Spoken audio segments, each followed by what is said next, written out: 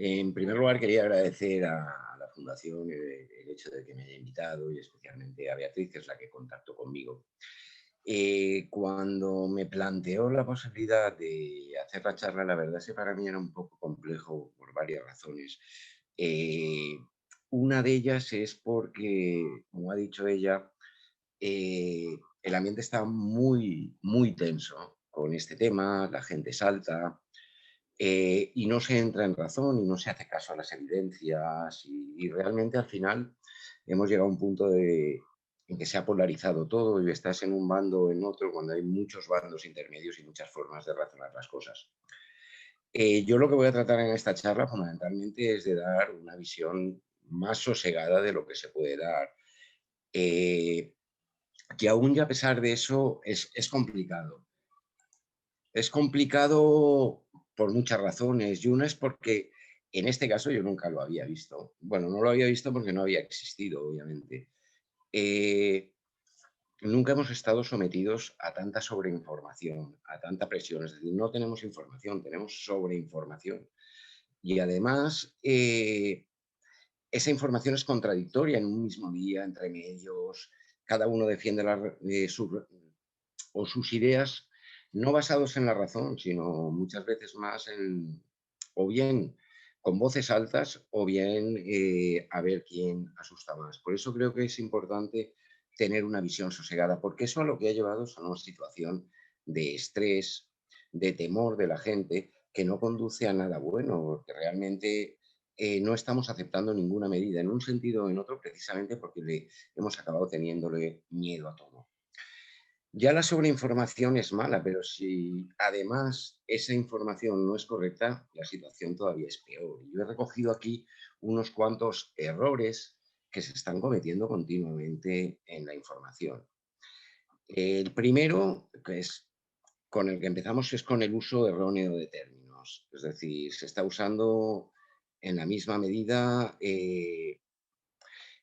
datos acumulados, datos diarios, llevándolo a la confusión. Hoy en día, y luego lo comentaremos, se está utilizando o intercambiando según interese números absolutos y porcentajes, y eso lleva a errores importantes. Luego, otro error importante es que se está haciendo mucha categoría de la anécdota. ¿Qué quiero decir con esto? Pues que la enfermedad tiene unas características que tiene y son las que tiene. No incluye eso el 100% de los casos, sino que hay casos residuales, anecdóticos, que ocurren como cualquier otra enfermedad. Pero en determinadas ocasiones se está vendiendo ese caso anecdótico como si fuera la norma. Yo recuerdo hace relativamente poco un programa además en prime time, hora y media o así, que lo dedicaron al caso de un chico enfermo de COVID de 23 años que lo pasó mal. Y es cierto que ese caso existe, no se puede negar, pero eso no es la norma general. Al final, ¿qué se transmite? Se transmite una idea, perdón, equivocada de lo que es la realidad de la enfermedad. También se están cometiendo errores porque no se está respetando el principio de parsimonia, el principio de la navaja de Occam, ahora explicaré lo que es, o se están aceptando datos no probados. ¿Qué es el principio de parsimonia? El principio de parsimonia es un fundamento imprescindible en ciencia. Es decir, cuando hay varias hipótesis que pueden explicar un hecho, se tiene que aceptar la que es más lógica. No se está haciendo así, no se está haciendo así en absoluto. Y además se aceptan datos no probados, es decir, emitimos hipótesis y simplemente por el hecho de no probarlas, las asumimos como ciertas. Es decir, con el tema de las variantes, que hablaremos también, se está diciendo es que va a aparecer una variante devastadora que va a reventar la inmunidad, las vacunas. Pues es bastante poco probable y luego veremos por qué que ocurra eso. Pero se está vendiendo simplemente porque no puedes demostrar que no es cierto o es muy complejo. Yo siempre pongo el mismo ejemplo, es decir, yo soy incapaz de probar que no hay vida inteligente en Ganímedes. No soy capaz. Pero el que yo no sea capaz no quiere decir que haya vida inteligente en Ganímedes. Eso se está haciendo continuamente, pero lo más probable es que no la haya. Luego, además, otra cosa que me ha llamado mucho la atención es que si miramos lo que está ocurriendo en... La verdad que tengo unas tijeras abiertas aquí, no me gusta nada de eso. Si miramos lo que estamos viendo en medios de comunicación el debate es un debate único. Es decir, yo soy inmunólogo, trabajo con inmunólogos y hay mucha gente que no está de acuerdo con lo que se está oyendo en medios, pero en cambio en medios siempre aparecen los mismos. Todos hemos visto programas en los que van 6 expertos, 6 especialistas y los 6 piensan lo mismo. Es decir, los 6 lo que hacen es retroalimentarse. Es decir, cuando lo normal en un debate es que se confronten opiniones de manera que se pueda alcanzar un punto de acuerdo o unas conclusiones válidas. Otro problema muy importante para mí y en el que yo hago mucho énfasis siempre es que no estamos diferenciando entre contagio y enfermedad. Sobre todo es importante en una enfermedad como esta, en una infección como esta, en el que la mayoría de personas, queramos o no queramos, son o asintomáticas o sintomáticos muy leves. Una cosa es estar enfermo y otra cosa es sufrir un contagio. Todos los que hemos sufrido la varicela o la hemos pasado, yo la he pasado, somos portadores de herpes zóster toda la vida. Y yo no me considero un enfermo. Es decir, lo digo porque lo último es que a la gente que ha pasado la enfermedad se le está llamando convalecientes. Ya me parece lo último. La hayan pasado con síntomas o sin síntomas, ¿eh? Son convalecientes. Entonces se está, ya digo, no se está diferenciando entre el contagio y la enfermedad y eso es muy importante y luego veremos por qué. Otro error que se está cometiendo para mí es que no se está considerando que se trata de una enfermedad de distribución asimétrica. Es decir, no todos los grupos poblacionales sufren la enfermedad en la misma medida, con la misma intensidad. En cambio, si pensamos en las medidas han sido completamente horizontales. Daba lo mismo que tuvieras 5 que 80 años. Las medidas les han afectado igual a unos y a otros, no se han tomado medidas específicas. Ahora se está corrigiendo un poco con la vacunación y lo hablaremos. Y luego otro error que se comete y que hoy en día se está acentuando mucho es el riesgo cero. El riesgo cero es que es muy, muy peligroso.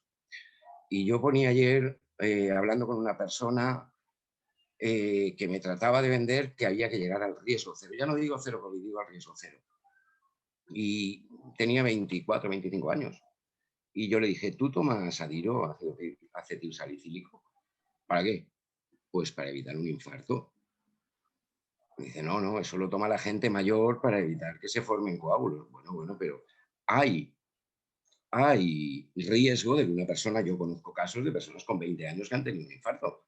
Es decir, ¿por qué exigimos el riesgo cero en unos casos, no lo exigimos en otros? Evidentemente hay que asumir unos riesgos asumibles.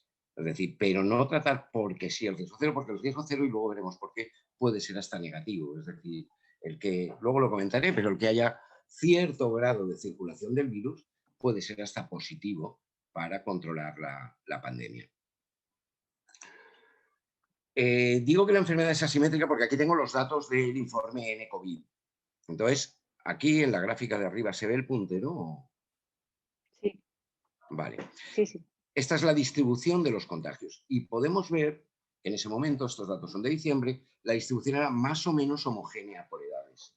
Pero en cambio, si miramos los fallecidos y los hospitalizados e ingresados en UCI, son completamente asimétricos. A pesar de ello, y lo comentaremos después, porque a estas gráficas vamos a volver, las medidas, todo lo que se está haciendo es completamente simétrico, con el coste social que eso conlleva. Yo ya digo que uno de los problemas era explicar toda una serie de hechos y para mí era complicado porque tenía que dejar de lado muchos conceptos de biología, de inmunología, de epidemiología, de virología, que obviamente en función del foro se pueden comentar o no. Por eso al final decidí centrar la charla en estos 5 puntos, hablar de cuál es la situación y cómo valorar la situación, más que cuál es la situación, porque eso lo sabemos, cómo valorar la situación, luego explicar cómo funciona el virus, cómo funciona la inmunidad, a partir de ahí cómo funcionan las vacunas y finalmente hacer unas consideraciones finales. Lo que sí que le pido a la gente es que no se asuste de entrada cuando ve las palabras de la derecha, porque yo voy a tratar de ser didáctico y voy a tratar de que lo entendáis y voy a simplificarlo en la medida de lo posible. Ya veréis que aparecen dibujos de tebeos, de cosas de esas que yo no suelo utilizar, pero creo que pueden ser útiles para que podáis entenderlo. Vamos a empezar por cuál es la situación, por el primer punto. ¿Cómo definir la situación? Pues básicamente se puede definir en base a dos parámetros. Por un lado, la prevalencia, es decir, el porcentaje de infección en la gente, y por otro, la tasa de mortalidad. Lo que pasa es que yo escucho medios también y escucho continuamente número de casos. Y yo después de un año y 3 meses o un año y 4 meses, todavía sigo sin saber qué es un caso. O sea, todavía no sé qué es un caso. ¿Por qué? Porque nos encontramos todas estas situaciones. Es decir, gente que se ha contagiado y que ni lo sabe, gente que se ha contagiado y que son asintomáticos o paucisintomáticos. Paucisintomáticos quiere decir que apenas tienen síntomas prácticamente imperceptibles. Otros que tienen síntomas subclínicos, es decir, una gripe, cansancio, otros sintomáticos graves y otros hospitalizados. Y también, por supuesto, gente ingresada en UCI y fallecidos. Pero todo eso son casos, es algo demasiado heterogéneo como para considerarlo un caso. Y esto hace difícil calcular la mortalidad. ¿Por qué? Porque probablemente, y con toda esa variabilidad, la forma más sencilla de calcular la prevalencia es en base a la mortalidad. Porque la mortalidad sí que es un valor más objetivo. Y podemos entrar en connotaciones de si se ha notificado o no se ha notificado, pero al final sabemos cuántos fallecidos hay y a partir de ahí podemos extrapolar el dato para obtener el número de contagios. Pero nos encontramos con situaciones como esta. Estos son datos de la Organización Mundial de la Salud, que en marzo-abril de 2020 dijo que la mortalidad era del orden del 12%, similar a la de SARS-CoV-1, pero ya en noviembre, 6 meses después, lo matizaba y decía que en realidad la mortalidad oscilaba entre el 0,14 y el 0,6%. ¿Eso quiere decir que el virus se ha hecho mejor? No, no, simplemente que al diagnosticarse más casos, mayor esfuerzo diagnóstico ha llevado a que el porcentaje de fallecidos en relación al número de infectados disminuya. Pero claro, ese valor de 0,14, 0,6, pues bueno, nos puede parecer bien, pero claro, ¿cuál es el problema? Que cuando vamos a calcular la prevalencia en base a esos parámetros, lo que nos encontramos es que, por ejemplo, en España, el número de personas que se habían infectado en ese momento oscilaba entre 8,5 millones y 35, lo cual es no decir nada. De acuerdo con los datos actuales, de mortalidad, más o menos la estimación que se puede hacer es que hoy en día se han infectado hasta este momento un total aproximado de 16 millones de personas. Eso no quiere decir que sean ya 16 millones más los vacunados. Es decir, aquí hay mucha gente que se solapa, que está vacunada y simultáneamente ha sufrido la infección, con lo cual la estimación de personas inmunizadas puede variar y es más difícil de establecer. Aquí tenemos una tabla resumen un poco de cuál sería, con todos los datos recopilados hasta ahora, cuál podría ser la situación en este momento. Una mortalidad tirando por lo alto, que oscilará entre el 0,5 y el 0,7% de los infectados, y ya digo que tirando por lo alto, aproximadamente entre un 30 y un 32 de personas que ya se han infectado, pero caracterizados, y por eso es difícil establecer la situación, por una distribución clínica muy irregular, dependiendo de la edad y de otros factores de riesgo. Yo voy a hablar cuando hable de factores de riesgo de edad, pero también podríamos incluir diabéticos, gente con EPOC y otra serie de problemáticas, y que se focaliza, como digo, en mayores y en esos otros grupos de riesgo que hablo, como inmunodeprimidos, gente con diabetes, gente con hipertensión, etcétera.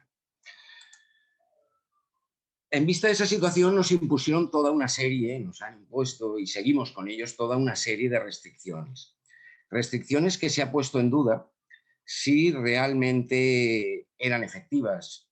Mucha gente dice que no eran efectivas o que no se han cumplido, que es peor todavía que no sean efectivas. Yo creo que las restricciones sí que se han cumplido. La gente en general, por decirlo de alguna forma, yo creo que se ha portado bien y han sido efectivos hasta cierto punto. ¿Qué quiero decir hasta cierto punto? Aquí tenemos, por ejemplo, la gráfica de distribución de la gripe en los 3 últimos años. Si miramos, está aquí ampliado, el de abajo es el año 2020, es decir, no hubo gripe en España. Y en lo que llevamos de 2021, he mirado los datos del RENAVE, de la Red Nacional de Epidemiología, llevamos 12 casos de gripe en todo el año, cuando ya ha terminado la primera parte de la temporada de este año, la otra empezará en octubre, noviembre. ¿Eso por qué es? Pues eso es por las medidas que se han tomado, que han controlado la gripe. Pero en cambio, esto, por ejemplo, perdón, es la distribución de la gripe a nivel mundial. Y podemos ver que en el año 20 no hubo gripe en todo el mundo. Y esto es más importante por una razón, porque aquí incluye el hemisferio norte y el hemisferio sur. Y las temporadas de gripes son diferentes en uno y en otro. O sea, no ha habido gripe en todo el mundo, pero, ¿y eso qué nos quiere decir? Que las medidas realmente son efectivas. Pero aquí tenemos la situación de lo que ha pasado con COVID en España, es decir, que durante determinadas épocas se ha disparado las prevalencias. ¿De acuerdo? ¿Eso qué nos indica? Nos indica que la dinámica de transmisión, la mecánica de transmisión de gripe y otros respiratorios, que yo estoy hablando de gripe, pero podría hablar de bronquiolitis, de virus respiratorio sincitial, de rinovirus, de cualquiera de todos los respiratorios, las mecánicas de transmisión son diferentes. ¿En qué se diferencian? Pues la verdad es que no lo sé. La verdad es que no lo sé. Tengo una sospecha que hablaré ahora, pero la verdad es que yo no lo sé. Sí que hay una cosa que puede sugerir, con una serie de factores que voy a comentar que voy a sugerir. La mecánica de transmisión normalmente se describe con una serie de índices, y para las enfermedades infecciosas se usa mucho la R0 o la RT, que es el factor de reproducción. Es decir, por ejemplo, un factor 2, esta figura de aquí sería para un factor de una R02, es una persona enferma, el primer enfermo que infecta a dos, a su vez infecta a otros dos, estos a otros dos, y así se va amplificando, de acuerdo, la epidemia. El R0 tiene una serie de problemas de aplicación. En primer lugar, en este caso concreto, ¿qué es lo que ocurre? Que hay muchos asintomáticos, con lo cual es difícil hacer la estimación de a cuántas personas infecta una, si muchas de ellas son asintomáticos y ni lo van a saber. Luego, además, en esta enfermedad hay y ha habido mucho infradiagnóstico, es decir, mucha gente que ha pasado la infección, el contagio, y no se le ha diagnosticado.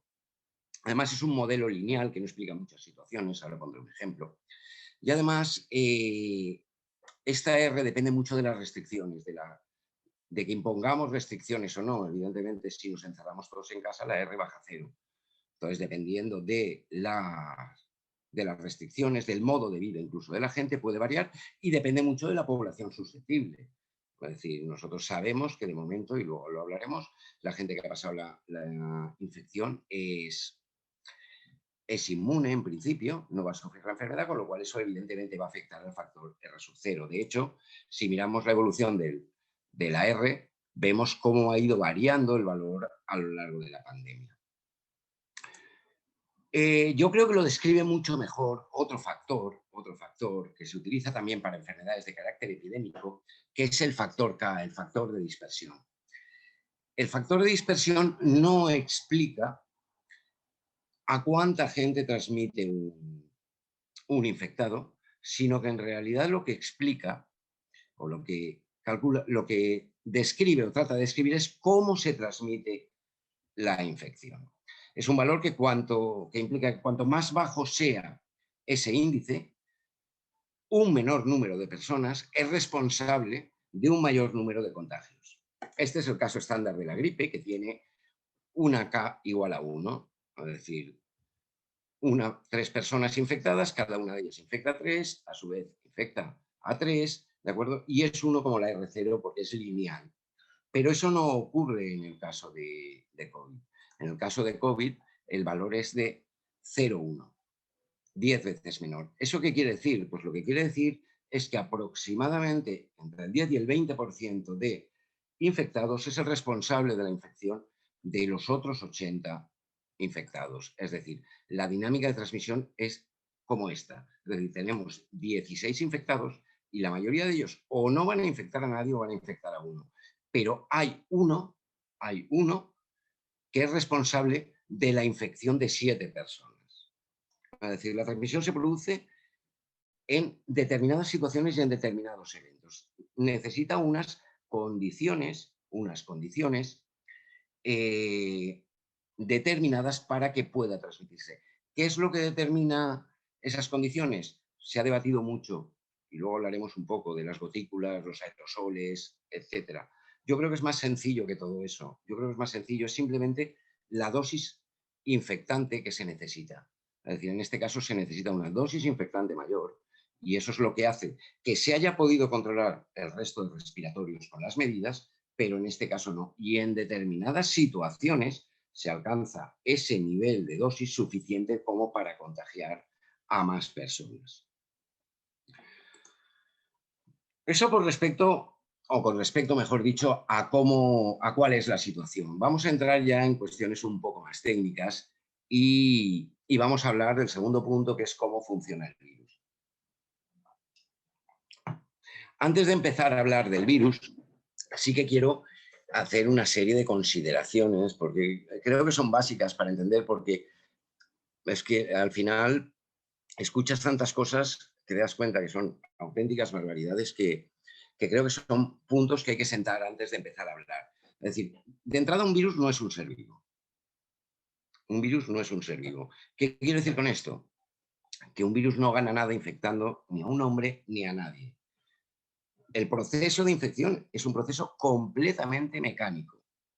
Es decir, simplemente es, ahora lo veremos, es una serie de proteínas, grasas, lípidos y azúcares que envuelven ácidos nucleicos, que pueden ser ADN o ARN, que son instrucciones en realidad, que no tiene capacidad para multiplicarse por sí mismo.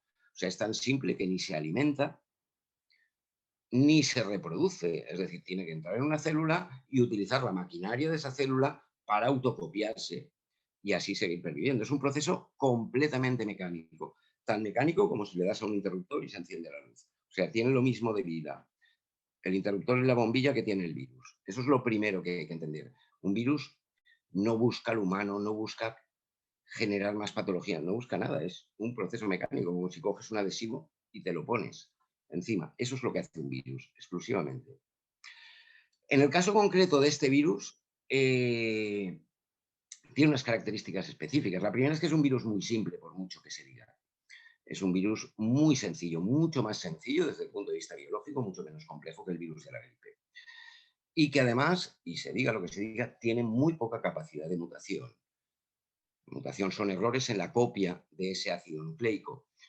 Para que lo entendamos, los coronavirus, no solo los coronavirus en general, tienen un sistema que repara las mutaciones que se producen. Luego hablaremos de mutaciones. Con lo cual, la capacidad de mutación es muy limitada, mucho más de lo que se ha vendido. Comparado con la gripe, con las distintas variantes de gripe, incomparable. O sea, no tiene ninguna capacidad de mutación con respecto a otros virus respiratorios. Pero ¿por qué se ha dado esta situación? Que para mí es el factor fundamental de toda esta pandemia. Porque lo que sí que es la primera vez que nos encontramos con este virus. Y esto no es la primera vez en la historia que ocurre. La primera vez, hace poco nos pasó con la gripe española, pero es que se pueden contar anécdotas de este tipo. O sea, cuando llegaron los españoles al Nuevo Mundo, hubo poblaciones enteras arrasadas, hablo de taínos, arahuacos, que desaparecieron completamente por culpa de la gripe. Luego, pocos años después, la situación se normalizó. Y hoy en día la gripe no es en América lo que era, es algo más parecido a lo que era previamente en Europa. Y al revés también, al revés también. O sea, una de las causas más importantes de muerte de los primeros conquistadores pues fue la sífilis, porque no había sífilis en Europa. Fue cuando llegaron allí, los indios no sufrían la sífilis porque alcanzaban, ya veremos cómo, con el sistema inmunitario un cierto equilibrio y la soportaban. En cambio, los españoles, al sufrirla por primera vez, era mucho más grave. Ese es el gran problema, que es la primera vez que nos encontramos con este virus y somos vírgenes inmunológicamente. Y todo eso, y lo comentaré ahora, lleva un tiempo hasta que se alcance el equilibrio. Es decir, esta situación no se va a mantener perpetua, no puede no puede, desde un punto de vista biológico, mantenerse perpetuamente.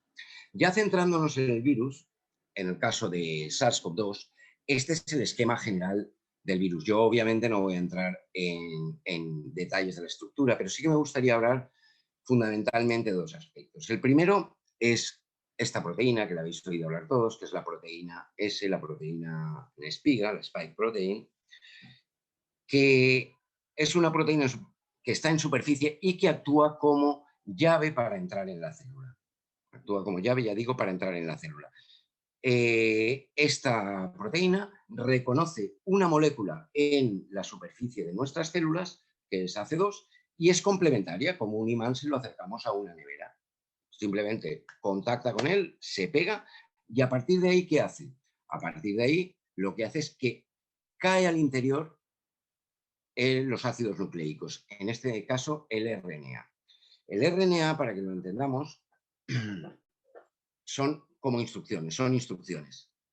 Es decir, el virus no es capaz de multiplicarse, de duplicarse, de copiarse a sí mismo, y lo que hace es introducir en nuestras células unas instrucciones, de manera que sean nuestras células las que, utilizando estas instrucciones, regeneren o copien el virus.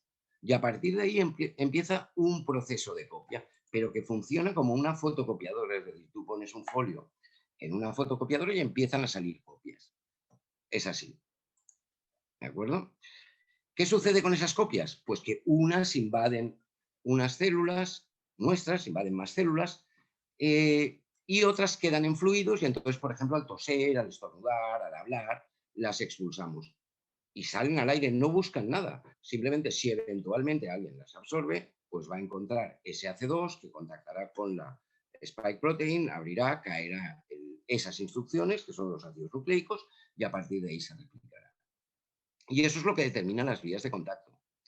¿Cuáles son las vías de contacto? Pues al principio de la pandemia se propusieron estas que tenéis aquí, una serie de vías directas e indirectas. Las vías directas pues son el contacto directo, evidentemente con saliva o fluidos de otra persona, a través de las gotas que se emiten al, a través de las gotas que se emiten al hablar, al gritar, al respirar, ¿de acuerdo? Y una persona cercana puede absorberlas, las absorbe, de hecho, inevitablemente es inevitable. Y una serie ya mucho más peregrina de medidas indirectas, como por ejemplo fómites o superficies, esa es la transmisión por superficies. ¿Es posible la transmisión por superficies? Pues es posible, ya he dicho que el riesgo cero tiene mucho peligro. Lo cierto es que todavía no hay en el mundo ningún caso documentado de transmisión por superficies. De hecho, para que entendamos un poco la política que se está siguiendo, yo vi hace relativamente poco, como mes y medio así, una entrevista a un dirigente de la Organización Mundial de la Salud, al que además conozco, que le dijeron lo que os acabo de decir, no hay ningún caso documentado. Y el hombre dijo, lo sé. Dice, ¿y usted sigue limpiando la compra del supermercado cada vez que llega a casa? Y digo, siempre. Claro, con esos consejos, pues cómo vamos a ir, ¿no?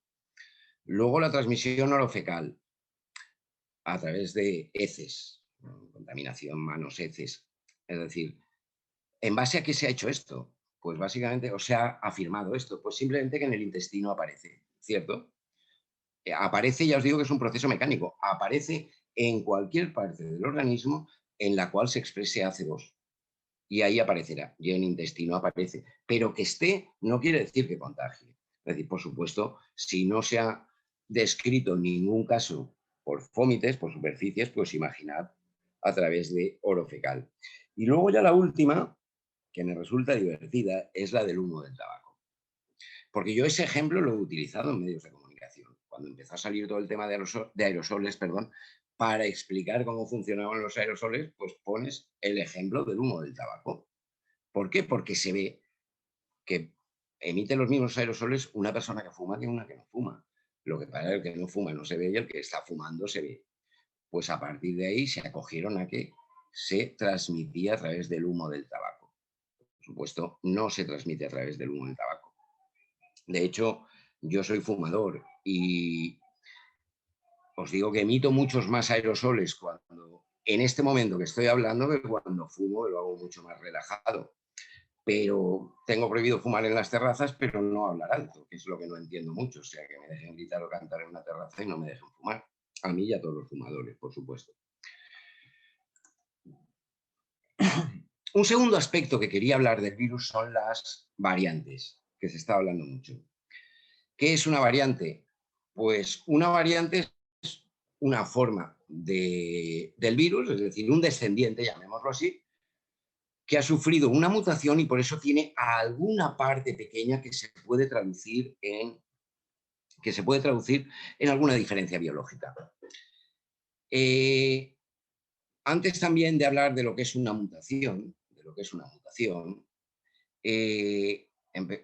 una serie, como siempre, de consideraciones previas. Es decir, las mutaciones son muy frecuentes. Es decir, son errores, y ahora veremos cómo, en la copia, cuando se copian esas instrucciones. Son muy frecuentes. Todos los virus sufren mutaciones, todas las bacterias sufren mutaciones. ¿Qué es lo que sucede? Que como los virus se multiplican muy rápido y las bacterias muy rápidas, se producen más mutaciones, pero en todos los virus. De hecho, normalmente, si habláis con un virólogo, en una persona no hay un virus, hay lo que llaman nubes de mutantes, es decir, toda una serie de poblaciones de variantes que se van sustituyendo, intercambiando, ahora veremos en base a qué. Y esas sustituciones de linajes, los linajes, cada una de las variantes, es continuo. ¿En qué consiste una mutación que da lugar, como digo, a una variante? Este es el proceso de infección del virus que he descrito antes, la proteína, espera que no vea el puntero, la proteína S contacta con la C2 y a partir de ahí cae al interior el virus y esas instrucciones las utiliza la célula para replicar al virus. Eso implica un proceso de copia, es decir, ese ARN del virus original tiene que copiarse para que lo tenga el descendiente. ¿De acuerdo? Aquí tenéis un esquema de lo que es una ARN, son una serie de bases nitrogenadas que se nombran con letras.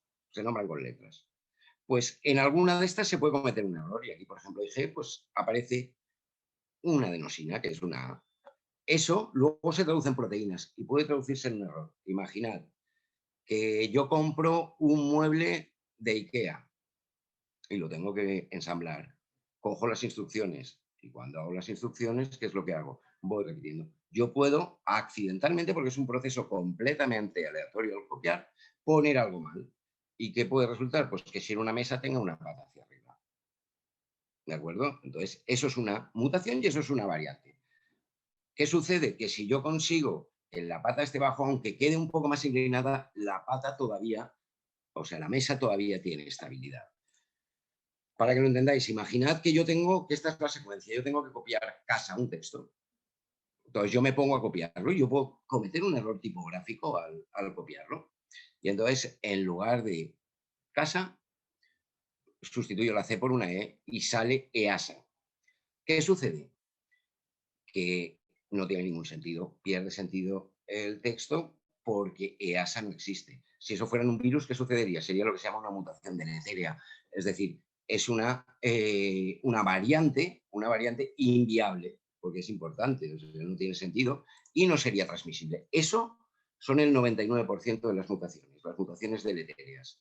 Es decir, la mayoría convierten algo al virus en inviable, incapaz de transmitirse. Pero puede pasar otra cosa, una mutación sustitutiva, es decir, yo al transcribir, en lugar de una C pongo una K. El virus será algo diferente, pero el texto tendrá el mismo sentido. El texto tendrá el mismo sentido, porque yo cuando leo leeré casa igual, el fonema es el mismo, aunque haya una letra cambiada. Y esa, pues prácticamente será una variante con las mismas características que la original. Pero puede ocurrir una cosa, que es que yo en lugar de una C ponga una T. ¿Y aquí qué ocurre? Que sigue siendo una palabra y tiene sentido. Lo que pasa es que tiene un sentido completamente diferente. ¿De acuerdo? Esas son las variantes de las que hablamos. Porque esas tienen un sentido diferente, unas características, o pueden tener unas características biológicas diferentes y son viables. Y esas son las que sí que pueden llegar, por ejemplo, y lo veremos, a ser más transmisibles, por ejemplo. ¿De acuerdo? Pero ¿cuáles se transmitirán y cuáles prevalecerán? Porque ya os digo que la sustitución y el intercambio es continuo. Pues aquellas que tengan una ventaja biológica. El virus no piensa, insisto, tiene que encontrar ventajas, es decir, es como el agua. ¿Por dónde va el agua? Pues por donde encuentra cauces. Pues aquí ocurre lo mismo. ¿Qué es una ventaja biológica? El concepto de ventaja biológica es importante porque se está vendiendo que la ventaja biológica es ser más patógeno. Es decir, si causa más daño es más patógeno. Eso es lo peor que le puede pasar a un virus, ser patógeno. Es decir, ser transmisible, y ahora lo entenderemos, puede ser una ventaja, pero incrementar su patogenia, lo único que puede hacer es que el virus desaparezca. Y ahora veremos, porque eso se entiende muy bien con una estrategia que es de ecología y que habla de metazoos, que es la estrategia RK, y que explica muy bien, luego lo aplicaremos a virus y veréis cómo creo que así se hace entender cómo evolucionan las variantes. La hipótesis RK lo que dice es que todos los seres vivos se distribuyen en una recta. En un extremo están los organismos R y en otro los K. ¿De acuerdo? Los R, ¿cuáles serían? Seres de vida muy corta, pero con una capacidad de reproducción muy alta. Y en el otro extremo estaría lo contrario. He puesto moscas, por ejemplo. Y en el extremo K estaría lo contrario, un elefante. Se reproduce muy poco, es muy difícil que se reproduzca, pero es muy longevo y eso hace que aunque se reproduzca muy lento, se pueda reproducir varias veces a lo largo de su vida y eso permite que la especie se replique. Esas son las especies que han sobrevivido, es decir, las moscas, ¿por qué sobreviven? Porque viven muy poco tiempo, entre un mes y dos en el mejor de los casos, porque se reproducen mucho y aunque tengan muchas pérdidas, los nacimientos nuevos compensan esas pérdidas continuas. Con el elefante ocurre al revés, tienen muy pocas aportaciones, pero también muy pocas pérdidas. Al final, en los patógenos, para trasladar esto a los patógenos, ¿qué ocurre? Que se ha de establecer un equilibrio entre el patógeno, en este caso el virus, y el hospedador.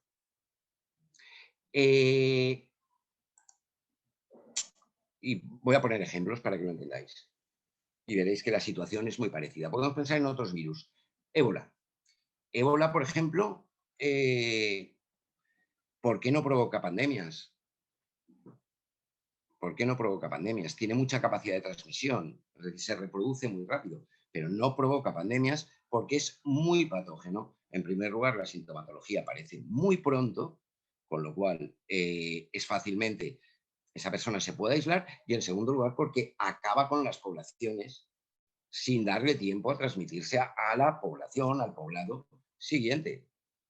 Ese sería, por ejemplo, un extremo R. Pero tenemos otro, por ejemplo, VIH. VIH sí que ha producido una endemia y es un virus muy difícil de transmitir. Bueno, muy difícil. Mucho más difícil, vamos a dejarlo ahí, de transmitirse. Pero en cambio, ¿por qué? ¿Por qué ha dado lugar a una endemia? Porque como prácticamente no provoca síntomas en la mayoría de personas durante entre 10, 20 años y eso sin tratamiento, ¿qué es lo que ocurre? Que esa persona, el virus tiene muchas posibilidades al final de transmitirse. Y eso es lo que hace difícil de erradicar este virus y difícil de controlar, mientras que ébola más o menos se va controlando aunque aparezcan brotes focales. Pues aquí ha de ocurrir lo mismo. Se tiene que establecer un equilibrio entre el patógeno y el hospedador. El patógeno no tiene que producir demasiado daño en el hospedador y el hospedador tiene que permitir que se replique. Y ese es el concepto de ventaja biológica. Es decir, una ventaja biológica es la transmisibilidad. Más transmisión permanecerá y además sustituirá otras variantes menos transmisibles. Pero para que no desaparezca el virus, esas nuevas variantes tienen que ser menos letales. Y tengo aquí un ejemplo para que lo entendamos, y volvemos a las fotocopiadoras. Ya he dicho que un virus actúa en nuestras células como si nuestra célula fuera una fotocopiadora. Pues así ocurre, vamos a pensar dos situaciones. Imaginad que yo estoy haciendo copias con un papel, que por el peso, por la textura, por lo que sea, se copia muy rápidamente. Eso es una ventaja. ¿Por qué? Porque obtendremos más copias, perdón, en menor tiempo. Pero eso es una ventaja biológica. Pero imaginaos que ese papel, por sus características, produce daños en el aparato, en la fotocopiadora. ¿Qué va a ocurrir? ¿Es una ventaja biológica? No, ¿por qué? Porque al final el resultado neto, ¿cuál será? El resultado neto es que voy a tener menos copias, aunque las haga más rápido. ¿De acuerdo? Por tanto, al final, las variantes que perdurarán serán aquellas que sepan, mantener, digo sepan y no es así, al final que mantengan un equilibrio entre su capacidad de transmisión y su patogenia. Pero otro problema que se plantea es si se pueden producir o generar variables infinitas. Es decir, yo estoy oyendo continuamente en ese tema que os decía antes de, y si se produce esta variante y luego aparecerá otra, y aparecerá otra, y aparecerá otra. Y lo escucho, realmente es que es imposible que pase eso. Es imposible que pase eso por dos razones. En primer lugar, porque ya he dicho que la capacidad de mutar del patógeno es muy limitada. Y en segundo lugar, porque cuando yo oigo hablar de eso, solo oigo hablar de mutación, pero también hay que hablar de viabilidad del virus. Y ahora lo pongo con ejemplos. Esto con respecto al primer aspecto. Estas son las principales variantes de preocupación, las principales box de hoy en día, que son la británica, la brasileña, la sudafricana y la india. Se oye hablar de triple mutante, de doble mutante, pero realmente, fijaos, tiene una característica, y es que realmente no es que cada una sea completamente diferente a la otra, sino que comparten mutaciones. Lo que hacen es combinar unas de aquí con otras de aquí para dar esta, otras de aquí con otras de aquí para dar esta, y así sucesivamente. Estamos hablando de 12, 13 mutaciones. Lo que pasa es que en una variante aparecen 5 de ellas, en otra aparecen 3, en otra aparecen 2. ¿De acuerdo? Es un fenómeno de mutaciones convergentes. ¿Por qué? Porque como tiene esa capacidad tan limitada de mutar, al final acaba en círculos. Acaba haciendo círculos y acaba siempre en el mismo punto, porque puede mutar muy poco. No ocurre como la gripe, que la gripe sí que tiene mucha más capacidad y por eso ni las vacunas son efectivas, ¿de acuerdo? Ni la inmunidad es efectiva. Pero en este caso no ocurre así. Y un segundo aspecto, que además me rayo mucho porque no sé cómo la gente no lo piensa, o sea, porque yo oigo, igual que vosotros, hablar mucho de mutaciones, pero nadie se plantea que es mucho más importante que la mutación sea viable que sea mutación. Y eso no se piensa. Es decir, si nos centramos, por ejemplo, en la proteína S, que es esta de aquí abajo, que es la que hablaba antes, esa es la interacción con AC2. ¿De acuerdo? ¿En qué se basa esa interacción? En la complementariedad. No es que pase nada, que la coja, que se sujete, no. Simplemente que tiene afinidad y cuando contactan se pegan como si fuera un imán. Yo acerco a la nevera un imán y se queda pegado. Pues exactamente igual. ¿De acuerdo? Actúa como una llave. ¿Y qué pasa con una llave? Tú puedes cambiar la llave. Este sería el ejemplo. Tú puedes cambiar una llave. Tú tienes la llave, tiene una serie de dientes, perdón, y tú puedes ir limando un diente, limando otro, pero si limas muchos, ¿qué pasa? Que la llave no abre. Es decir, si cambia mucho la proteína S, lo que va a hacer al final es que va a perder compatibilidad, complementariedad con AC2 y por tanto no va a servir como llave. Y eso ya ha ocurrido. Lo que pasa es que esas variables, ¿cuáles son? Esas variantes, ¿cuáles son? Las que no conocemos. ¿Por qué? Porque no son viables. Conocemos aquellas dentro del estrecho margen que le permite su biología, ¿de acuerdo? Les permiten ser viables. De estas es una mutación deletérea, una serie de mutaciones deletéreas que han ocurrido seguro que muchísimas más, muchísimo más que las que conocemos, pero estas simplemente no las conocemos porque no son viables y entonces no las detectamos. De hecho, aquí tenéis gráficas de lo que ha pasado con las variantes devastadoras. Aquí tenéis la de la India, ¿de acuerdo? Que subió, pero bueno, después de un tiempo bajó. Lo mismo con la de Brasil, aquí tenemos un pequeño pico, pero hay que considerar que es hemisferio sur, con lo cual están en temporada de patógenos respiratorios. Y aquí tenemos, por ejemplo, la de Sudáfrica, que iba a arrasar el mundo, por estas fechas más o menos iba a arrasar el mundo, y ya vemos lo que pasó, y de la británica, que es probablemente la que más se ha hablado, sin comentarios. O sea, es decir, la vacunación empezó por aquí, aproximadamente. Quiero decir que este bajón lo dio antes, lo hemos visto en la de la India. ¿De acuerdo?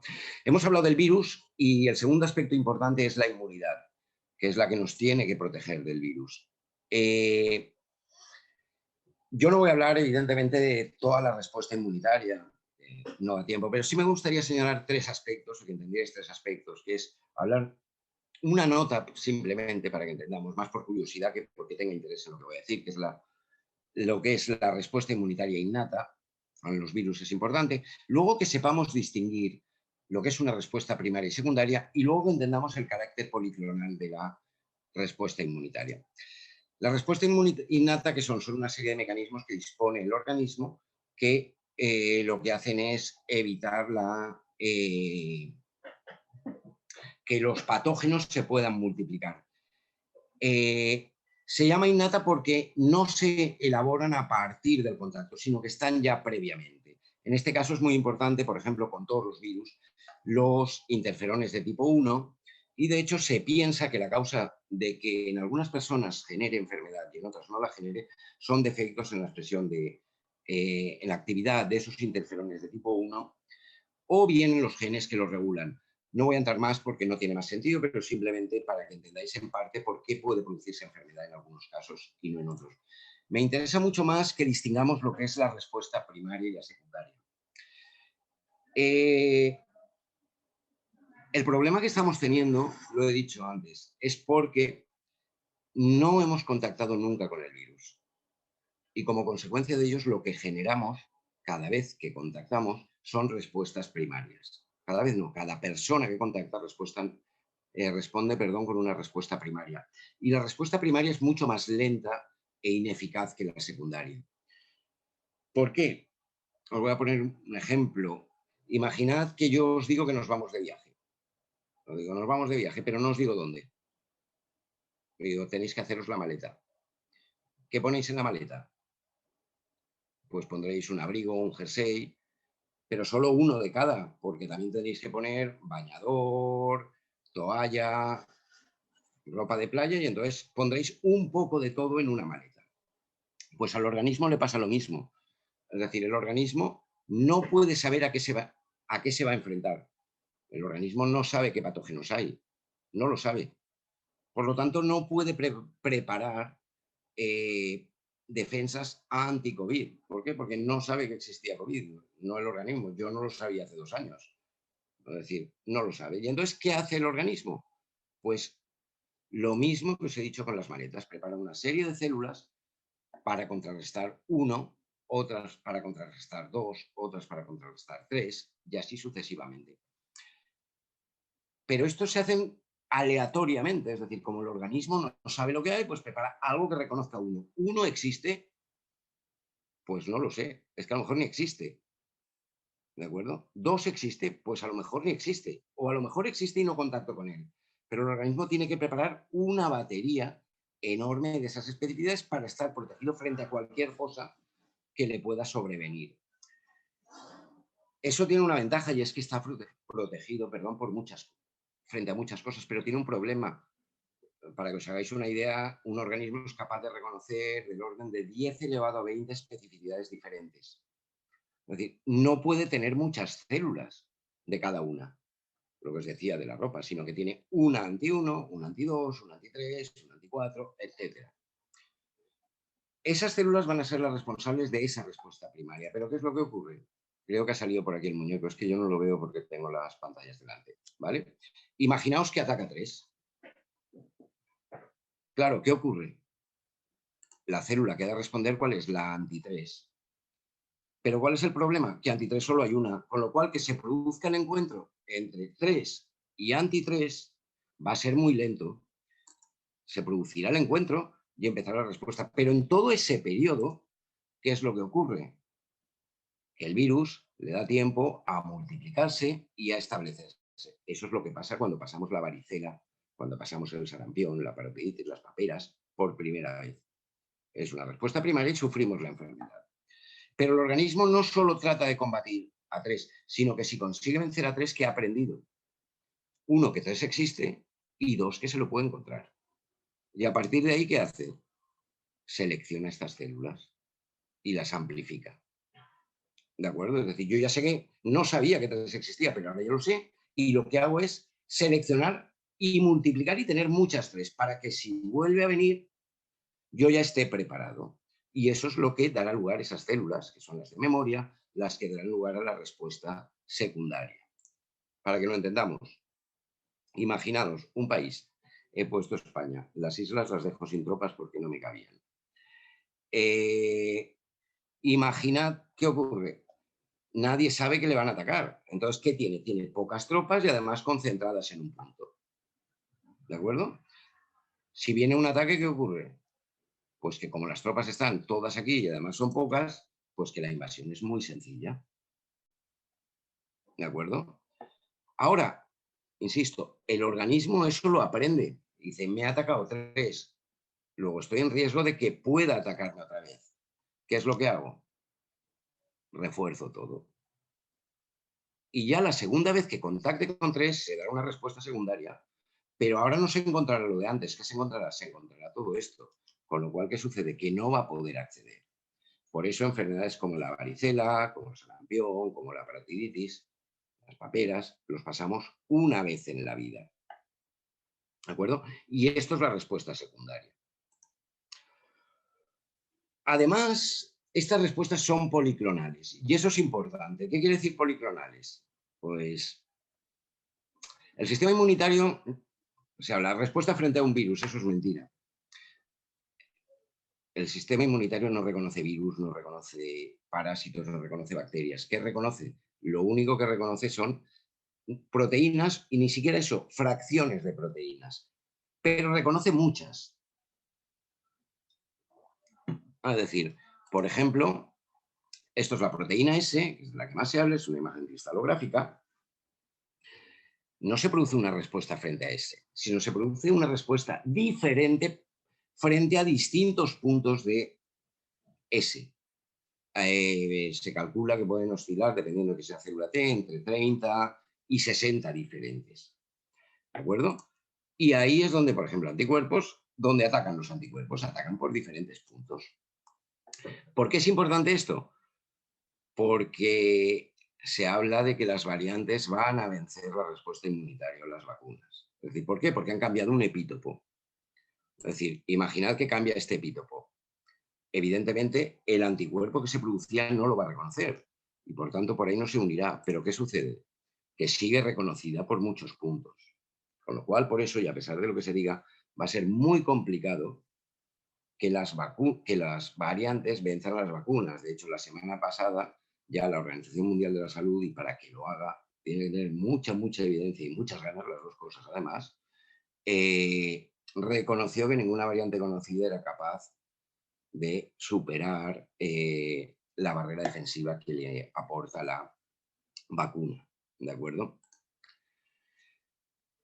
Otro punto es cómo funcionan las vacunas. Las vacunas funcionan, por eso quería hacer énfasis en lo que es respuesta primaria y secundaria. Es decir, una vacuna en realidad lo que hace es mandar como un espía. ¿Para qué? Para que el sistema inmunitario entienda que puede ser atacado por 3. ¿De acuerdo? ¿Qué es lo que se utiliza? Ahora lo veremos, pero vamos a ver, se utiliza o virus muertos o debilitados que no van a causar enfermedad, o virus o fragmentos del virus.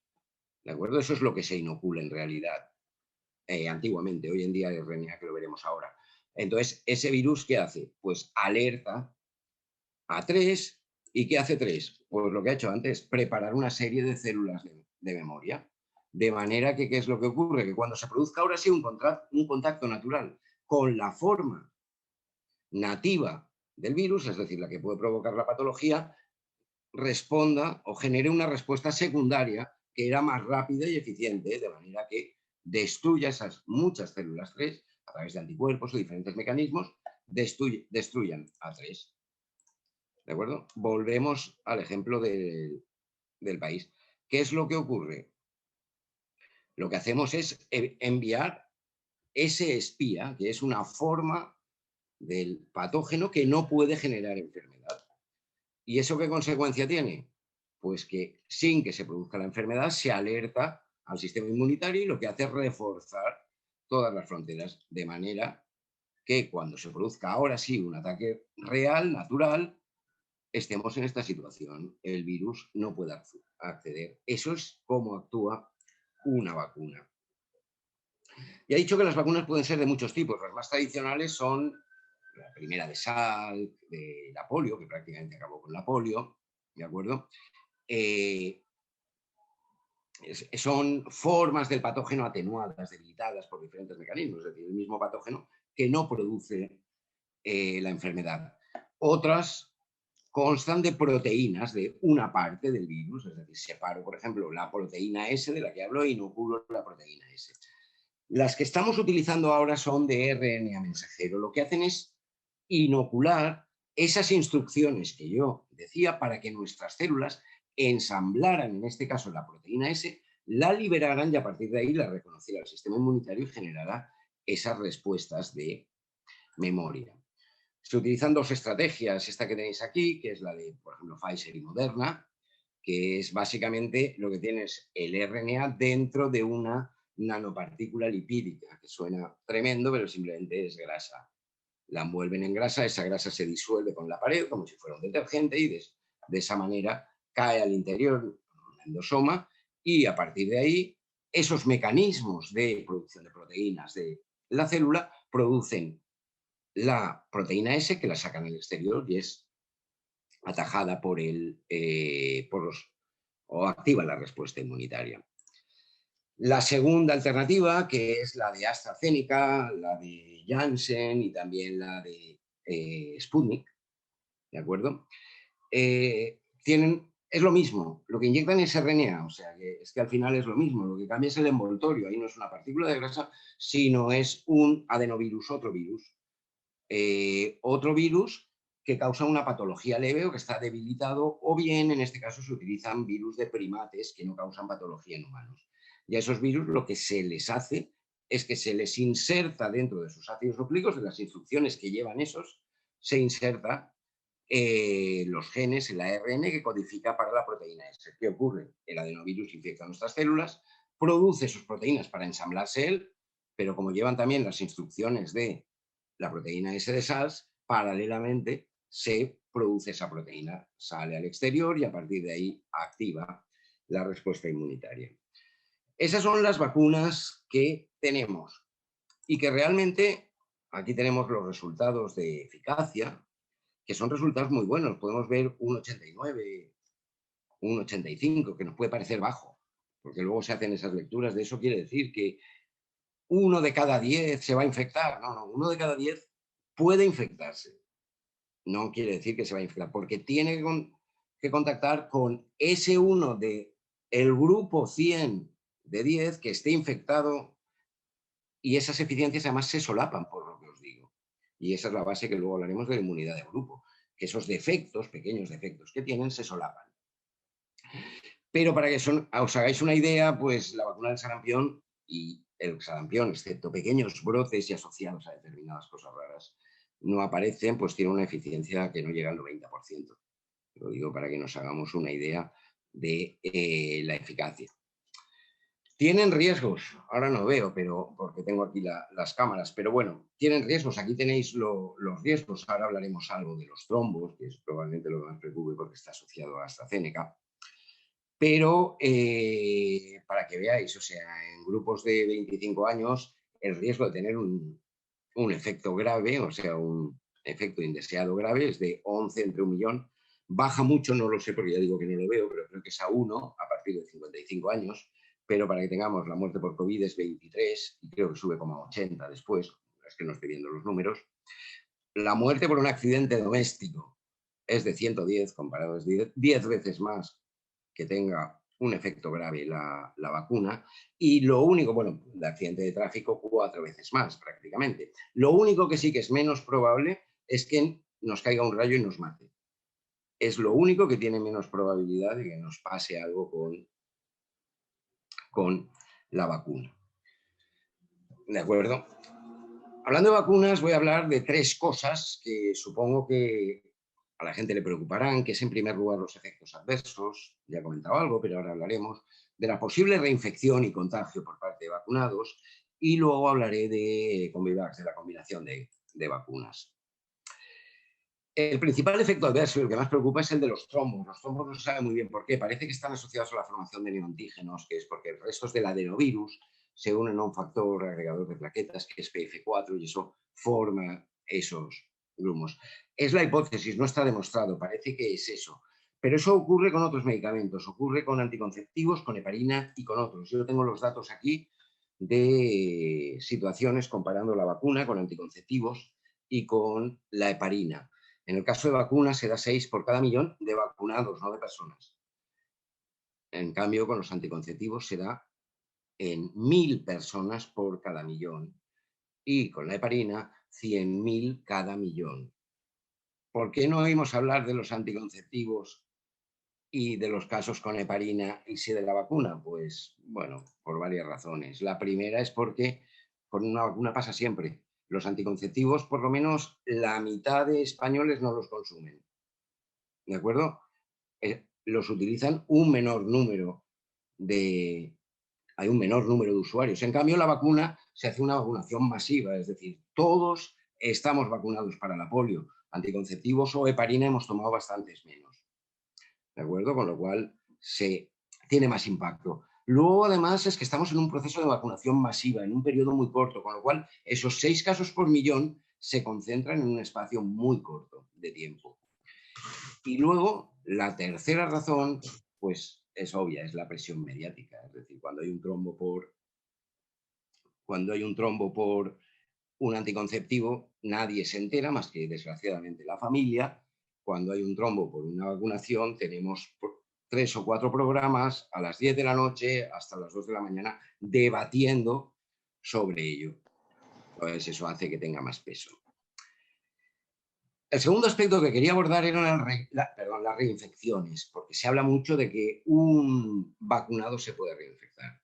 Una cosa que se me ha olvidado decir al principio es que en biología nada es 0 o 100, y en inmunología mucho menos. Es decir, ¿qué quiero decir con esto?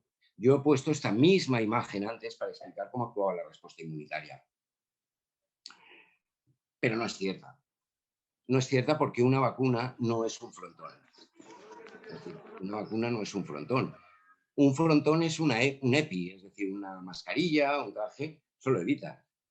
Pero para que una vacuna actúe, ¿qué se necesita? Ya lo he dicho, lo primero, que el patógeno acceda al organismo. Luego, la situación real es esta. Es decir, esos enemigos van a intentar acceder y van a ser el sistema inmunitario el que los va a rechazar. Y finalmente los rechazará, entrarán en un número muy bajo. Estarán muy debilitados porque el sistema inmunitario les hará daño. Pero imaginaos que si yo en ese momento de esa persona que va a tener la infección 1 o 2 días, como mucho, y además va a ser incapaz de contagiar a nadie, porque esos virus van a salir debilitados, los busco. ¿Qué va a suceder? Pues que los voy a encontrar.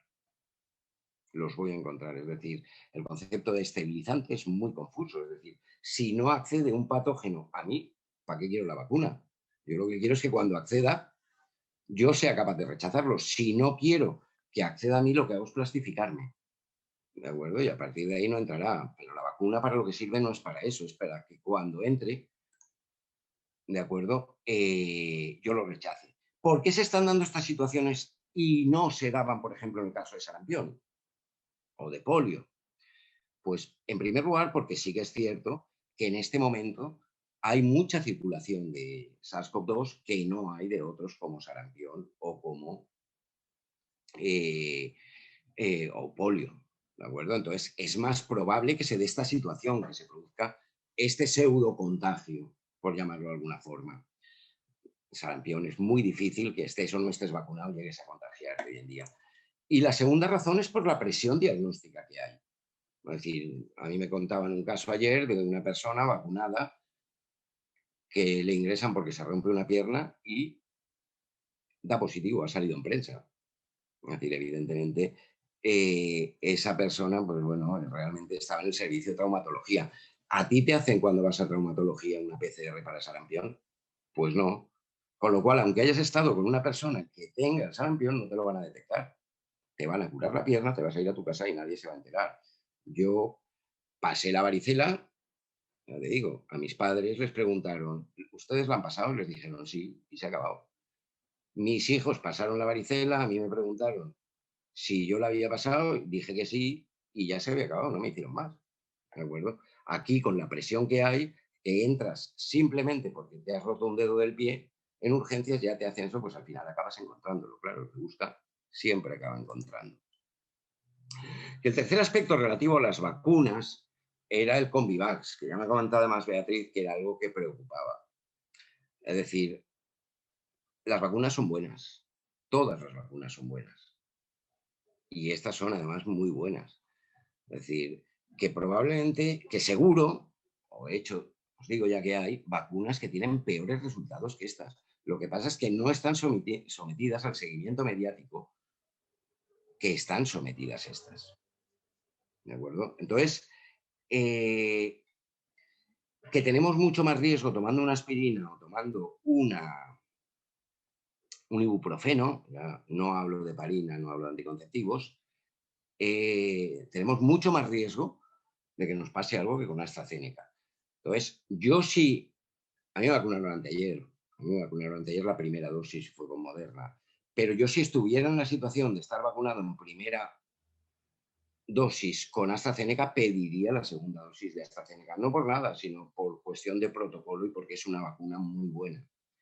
Ahora, ¿se puede vacunar con Pfizer o con Moderna, con una vacuna de RNA? Claro que se puede, incluso puede tener hasta alguna ventaja, que no voy a entrar a debatir porque al final parecerá como un día que se me ocurrió decir algo de que no había problema y que podía tener ventaja, ¿de acuerdo? No lo voy a decir, pero puede tener ventajas técnicas, que no voy a entrar a debatir. Entonces yo, si fuera yo, lo que haría es primera dosis de AstraZeneca, es la que tengo, la segunda AstraZeneca. Pero ojo, que la vacuna de RNA mensajero como es una segunda muy buena opción. Eso sí, segunda opción. A mí me parece una opción muy buena si no hay AstraZeneca.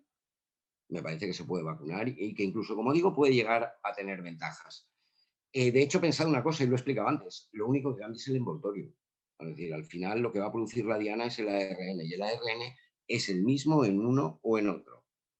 Infecciones por adenovirus se producen continuamente, hay muchos adenovirus humanos. De hecho, la vacuna de Sputnik, que es parecida a la de AstraZeneca, es una vacuna heteróloga, es decir, utiliza un adenovirus para la primera dosis y uno diferente, otro adenovirus, para la segunda dosis. Es decir, cambian hasta el envoltorio.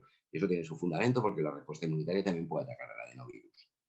¿De acuerdo? Pero que la vacunación heteróloga es algo muy frecuente. Es decir, los que tengáis hijos, vosotros preguntáis cuando le dan una dosis de recuerdo si era la misma y el mismo formato de, por ejemplo, de la triple vírica, la primera, la segunda y la tercera vez. Yo me he puesto a que no.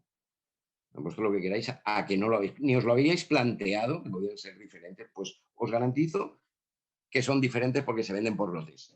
¿De acuerdo? Salen a concurso y se venden por lotes y se distribuyen entre ambulatorios. O sea, que marcas de vacunas se mezclan continuamente. Es decir, uno se va afuera y se vacuna el mismo día frente a la fiebre amarilla, frente al dengue, frente a la hepatitis, si va a determinados países tropicales. ¿Tienen todas el mismo formato? Yo no tengo ni idea. Yo me he vacunado todo eso porque he ido bastante a los trópicos, porque me he dedicado mucho a medicina tropical. Pero yo no preguntaba nunca, he preguntado si son el mismo formato o no son el mismo formato y me imagino que la mayoría de gente no lo hace. Ahí va, perdón. Vale. Y ya para acabar, sí que quería hacer unas consideraciones finales y hacer énfasis en algunos aspectos. En primer lugar, hay un debate que se ha planteado y es el de salud versus economía. Se ha planteado durante mucho tiempo. A mí me parece un debate de lo más demagógico del mundo. Es decir, porque claro, lo puedes vender como quieras. Tú dices, no, primero la salud. Yo estoy de acuerdo, pero es que yo cuando hablo de economía no hablo de comprar un yate, sino hablo de que se puedan pagar las pensiones, de que se pueda pagar la sanidad, la educación, el desempleo, que podamos mantener un cierto nivel de vida. Con lo cual, al final, y ahora lo comentaremos, hay que alcanzar un determinado equilibrio. Esto en su momento aún tenía sentido. Hoy en día tiene sentido porque hay mucha gente que está pidiendo la erradicación del virus. hay que erradicarlo completamente. A mí me parece bien, siempre que sea coste cero. Siempre que sea coste cero. ¿Por qué?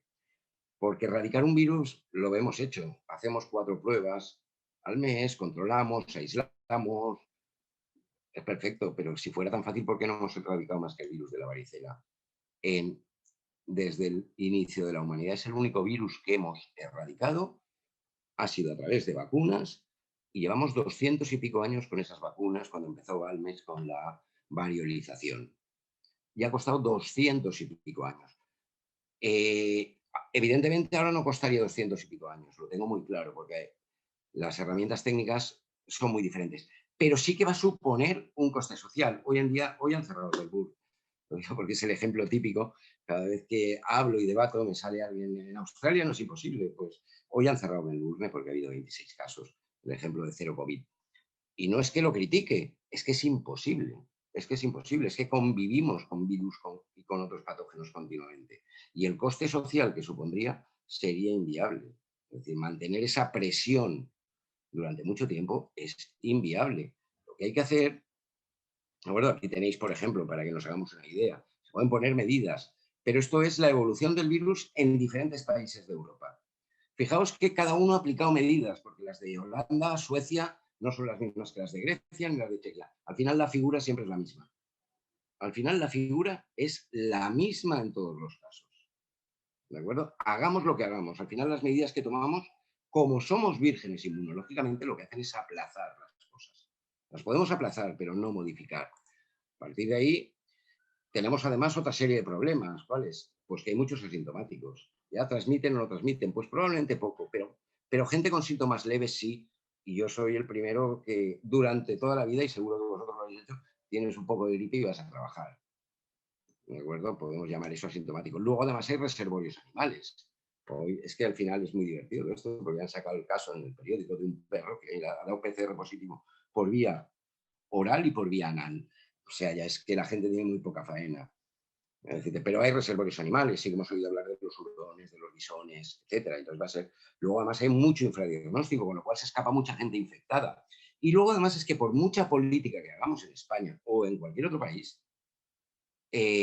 al final no podemos evitar que venga gente de fuera o que nosotros vayamos fuera y que volvamos a la misma situación. Tenemos que, la única forma de controlarlo es conseguir que inmunológicamente, bien de forma natural, muy natural, seamos capaces de controlar la infección. Porque todo esto, el problema que tiene no es que se haga. A mí me parece muy bien que cojan a los perros y les hagan PCR por cualquier orificio. Pero todo eso tiene un coste social tremendo, ¿de acuerdo? Entonces, ese es el gran problema. Entonces, lo que hay que hacer es, ya que no podemos hacer eso, minimizar las consecuencias. ¿Cómo? A través de medidas selectivas.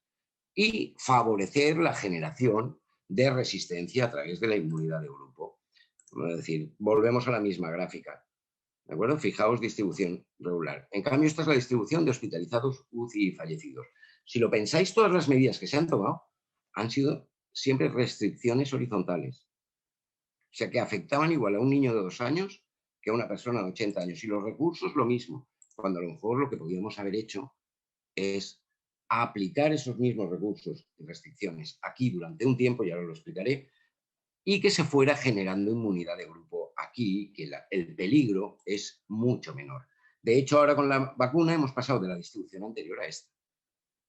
Esta es la distribución actual de casos en España. Cuando antes era homogénea, ahora la tenemos centrada, en los grupos centrales. Pero cuidado, que se está diciendo por ahí que es que ahora ataca a la gente más joven. No, esto es el porcentaje. Esto es el porcentaje que hay. Por eso decía al principio que hay que saber diferenciar entre lo que es porcentaje y lo que es número absoluto. Los números absolutos son mucho más bajos, pero evidentemente, si le quitas peso a un sector, que es el sector de gente mayor, pues dentro de ese porcentaje gana peso los grupos de menor edad, pero en números absolutos es muy inferior. Y otra cosa es que fijaos cómo bajan las prevalencias en los mayores y automáticamente bajan en menores también, ¿de acuerdo? Lo digo para colegios y todo esto. Realmente el problema que hemos tenido es que solo hemos considerado la transmisión vertical horizontal, perdón, y no la vertical, que es la que realmente ha generado el colapso hospitalario, los muertos y las enfermedades. Yo desde el principio siempre he dicho que había que hacer algo así. Aquí tenemos las diferentes situaciones. Una persona susceptible, el grupo de vulnerables, que son las personas que sí que están en riesgo, el susceptible es la persona que no pertenece a un grupo de riesgo. Otra situación es el susceptible que se ha infectado, que luego será inmunizado. Y finalmente la persona que pertenece al grupo vulnerable que finalmente acabará infectada y puede dar un caso grave. Esta es la situación al principio.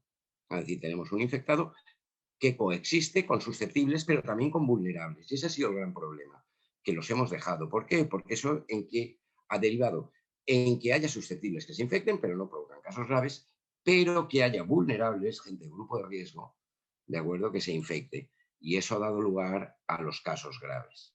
¿De acuerdo? A continuación, lo que ha pasado es que se ha seguido igual, va habiendo gente ya inmunizada, pero los vulnerables siguen en contacto, con lo cual, ¿de acuerdo?, sigue habiendo casos graves. ¿De acuerdo? Probablemente lo que hubiera habido que hacer, y es lo que se está empezando a hacer, pero ya después con las vacunas, es sacar de la ecuación a los vulnerables. Porque así, y por eso planteaba antes esa situación, que es de lo que se trata ahora, y esto es importante cara al riesgo cero, cero COVID, lo que tendremos es esto. Es decir, gente susceptible que puede sufrir la infección, pero no es susceptible de sufrir forma grave de la enfermedad, de manera que se irán infectando. Puede ocurrir eventualmente algún caso grave, pero esto es salud pública, pero llegará un momento en que ocurrirá, que se dará esto, que la mayor parte de gente va a ser ya inmune, de manera que sin generar muchos casos graves se podrá incorporar ya la gente vulnerable, se puede incorporar ya la gente vulnerable con más tranquilidad. Y esto tiene una ventaja, porque hablan del 70% de vacunación, el 95%. La ventaja que tiene esto, aunque parece que no, es que ya os he explicado cómo funciona la respuesta inmunitaria primaria y la secundaria. Esa respuesta se activa cada vez que entras en contacto con el virus. Es decir, el hecho de que haya un nivel bajo de circulación del virus lo que hace es reforzar las defensas que ya tenemos. Y es lo que nos permite en el día a día convivir con ese montón de patógenos con los que convivimos, porque si no seríamos incapaces. ¿De acuerdo? Con las vacunas lo que hacemos es evitar esto, pero con una circulación baja del virus podemos alcanzar y llegar a este punto. ¿De acuerdo? Ya lo estamos viendo con esta distribución que están generando las vacunas, que ahora el virus está circulando entre gente de poco riesgo y de hecho los números en los hospitales están bajando. Y ya sí que comentar que cosas en las que hay que tener cuidado. Esto es lo último. Primero, cuando digamos números, tenemos que ser muy conscientes de los números que vimos. Os he puesto un ejemplo antes. El golpe de vista es, ahora se está concentrando en los más jóvenes. No, eso es un porcentaje, no se está concentrando en los más jóvenes. ¿De acuerdo? Lo digo porque continuamente estamos hablando, cuando interesa se habla de números absolutos, cuando interesa se habla de números relativos. Es decir, hasta hace relativamente poco se hablaba tantos casos y se decía tantos en jóvenes, ahora ya no se dice, ahora se dice ya un 25%, un 30% de los infectados son de este rango de edad. Eso se está oyendo ahora continuamente. Cuidado, deme el número absoluto en este caso, no me dé el porcentaje. Es lo mismo que en el segundo caso, porque se está diciendo, ahora va a atacar a los niños. Ya hemos visto que la prevalencia es baja. Pero claro, si bajan los porcentajes de los mayores, evidentemente el resto de sectores de edad ganan peso en ese porcentaje. Luego, ya otra cosa que he comentado también, que hay gente que sigue pidiendo restricciones, hay muchos gente que sigue pidiendo confinamientos estrictos todavía hoy, no lo entiendo muy bien por qué, ¿de acuerdo? Al final el riesgo cero, lo he dicho antes al principio, el riesgo cero tiene muchos riesgos. Y el riesgo cero no necesariamente es bueno. Ya os he dicho que el hecho de que haya un grado de circulación bajo del virus tiene sus ventajas, y es que refuerza o puede reforzar las defensas que ya hemos adquirido, bien sea por vía natural o bien sea por vía vacunal. Y luego el tema de las variantes, que sigue, lo digo porque van a aparecer más, porque van a aparecer más y además aparecerán siempre en picos. Fijaos que nunca aparecen cuando decaen los casos, que siempre aparecen en Inglaterra cuando empezaron a subir, en la India cuando empezaron a subir, nunca han aparecido. Y yo siempre les he hecho la misma pregunta. Es decir, en la ola anterior, ¿qué variante era tan peligrosa? Porque es más peligrosa esta que la que se produjo en la ola anterior. Es decir, al final con las variantes se está vendiendo mucho y es cierto que puede aparecer. La probabilidad es ínfima siempre que tenga que mantener su viabilidad. Es decir, se puede producir, pero que se produzca y que sea viable a la vez, la combinación de las dos cosas es muy, muy difícil. Y nada, esto era lo que quería comentar. Muchas gracias por la atención y cualquier cosa me decís.